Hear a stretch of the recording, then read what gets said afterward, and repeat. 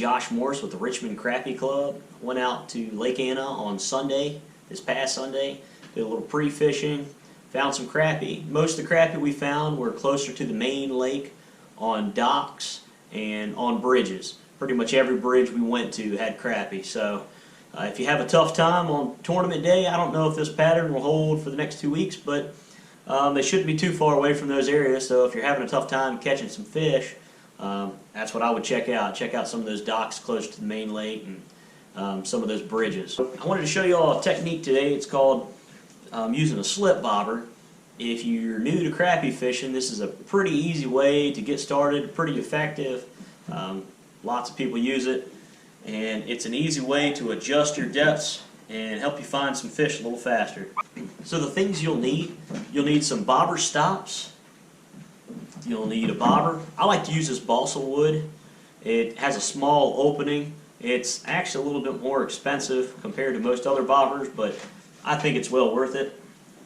You'll need a hook. You can also use a jig head if you want to, a weighted jig head, but I prefer using a hook and a piece of shot. So I like using these true turn hooks. You'll see where it has a little twist there. I think you've got a 50-50 chance of that minnow swimming a little freer.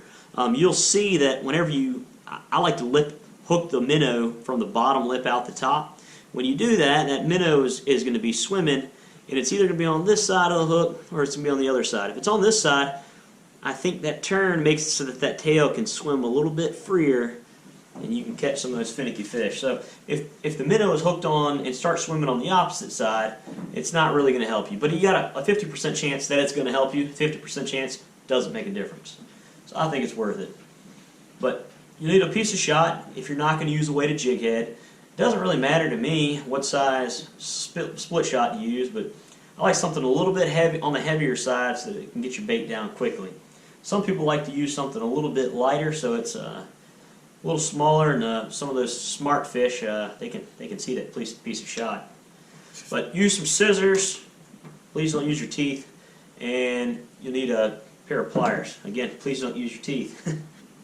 So the first step is to take that line, run it through that plastic spool.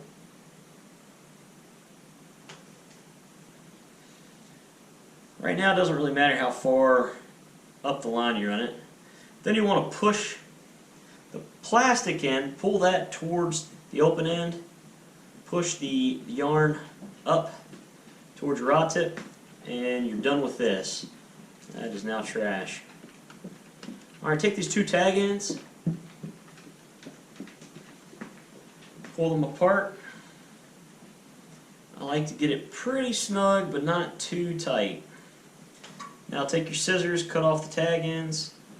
I like to cut them as close as possible.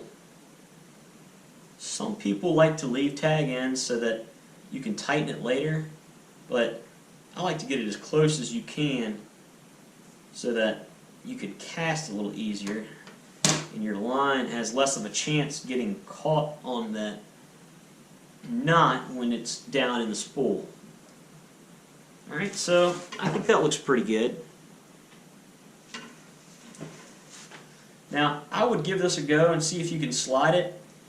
If it's too tight, you won't be able to slide it and you run the risk of breaking your line. If it's too loose, you run the risk of it coming unraveled, and when it does that, with this style slip bobber, you'll have to start over. So your next step, take your bobber, run the line through the top of the bobber. Once it's through, I would check, see if your bobber is going to go past that knot.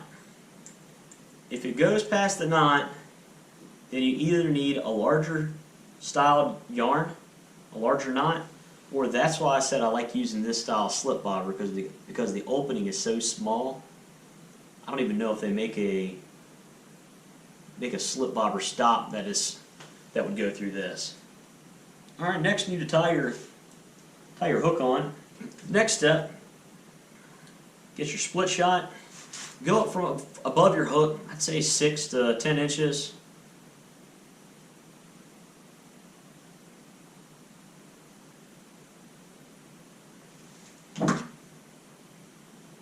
Get your pliers, squeeze your split shot.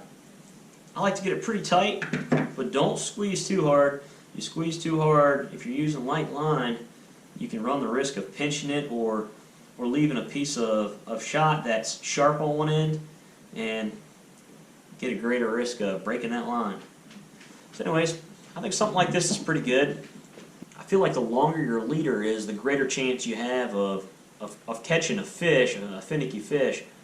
But at the same time, if a fish grabs your bait and you've got a real long leader, it's going to take longer for you to notice that fish when you're using a bobber as your only indicator that you have a fish on. So I think this is a pretty good balance, you having like a 6 to 10 inch leader.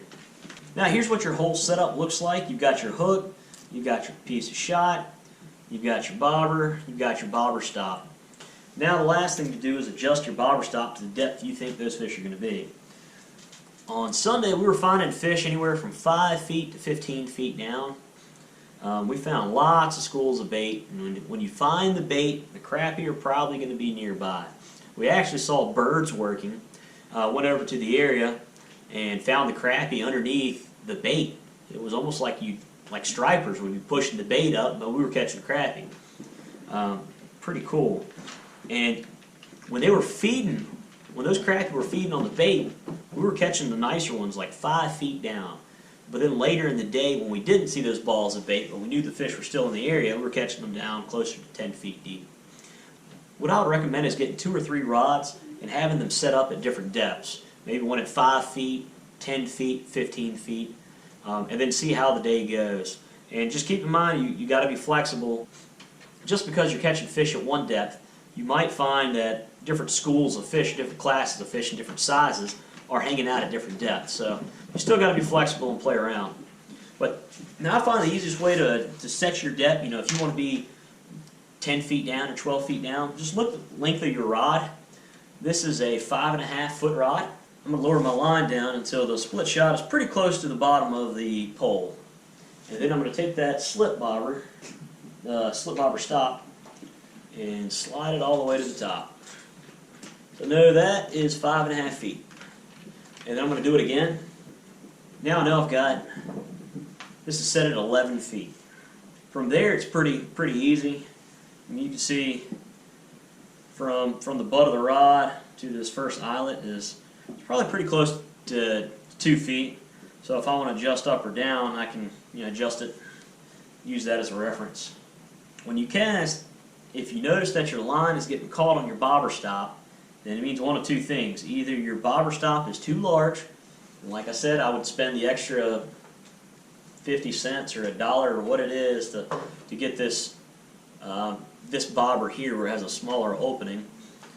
So it's either that your line is your bobber stop is too large, or your tag lines are too long. Well, if you're new to crappie fishing, I hope you learned something. This might be something that many of you already know and might not be helpful to you, but it's a pretty simple technique. It's pretty effective.